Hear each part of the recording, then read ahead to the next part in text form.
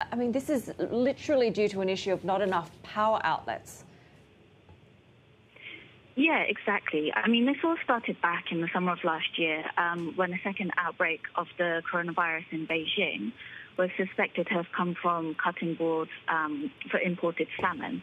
And that spurred the government to have all imported meat and seafood tested for the virus before entering the country. The idea that the virus can be transmitted through food and food packaging has been dismissed by global authorities, including the WHO. But nevertheless, China has continued with its tests. And so what our reporter and co-heard is that they've made these tests more stringent in the latter part of last year, and that's causing more ports to withhold cold chain food cargoes for up to 20 days before allowing it to clear customs. That must have very broad ramifications when it comes to consumers getting their fish being shipped out to other parts of the country and the world as well. Yeah, exactly. I mean, it's meant that refrigerated containers are piling up at Dalian, which is a major fish shipping port.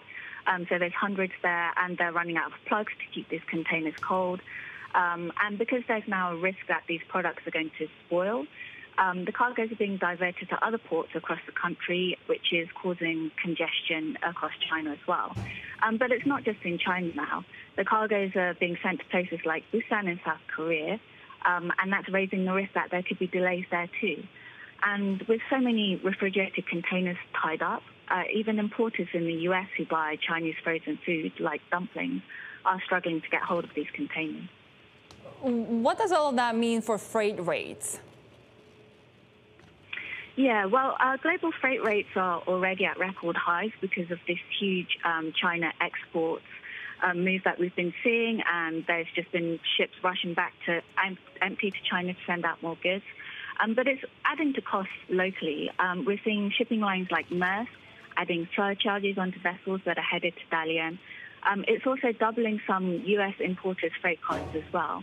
So we'll be watching to see if this knock-on effect is going to happen in other markets as well, too.